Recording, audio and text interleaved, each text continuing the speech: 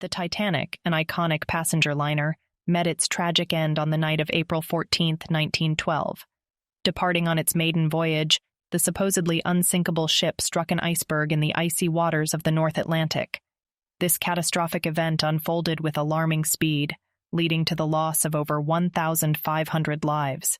The sinking of the Titanic remains a haunting reminder of the consequences of human overconfidence and the profound vulnerability of even the most remarkable creations.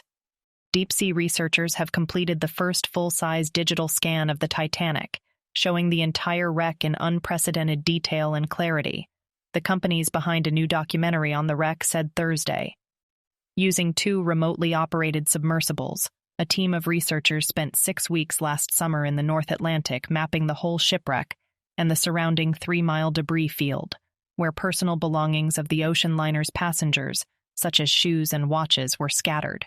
Richard Parkinson, founder and chief executive of deep-sea exploration firm Magellan, estimated that the resulting data, including 715,000 images, is 10 times larger than any underwater 3D model ever attempted before. It's an absolutely one-to-one digital copy, a twin, of the Titanic in every detail, said Anthony Geffen, head of documentary maker Atlantic Productions. The Titanic was on its maiden voyage from Southampton, England to New York City when it hit an iceberg off Newfoundland in the North Atlantic on April 15, 1912.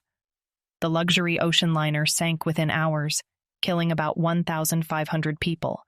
The wreck, discovered in 1985, lies some 12,500 feet, 3,800 meters, under the sea, about 435 miles, 700 kilometers, off the coast of Canada. Geffen says previous images of the Titanic were often limited by low light levels and only allowed viewers to see one area of the wreck at a time.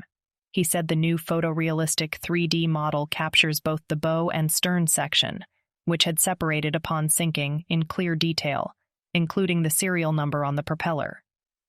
Researchers have spent 7 months rendering the large amount of data they gathered, and a documentary on the project is expected to come out next year. But beyond that, Geffen says he hopes the new technology will help researchers work out details of how the Titanic met its fate and allow people to interact with history in a fresh way.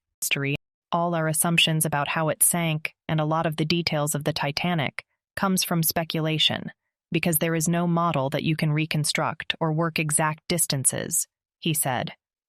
I'm excited because this quality of the scan will allow people in the future to walk through the Titanic themselves and see where the bridge was and everything else. Park Stevenson, a leading Titanic expert who was involved in the project, called the modeling a game changer. I'm seeing details that none of us have ever seen before, and this allows me to build upon everything that we have learned to date and see the wreck in a new light, he said.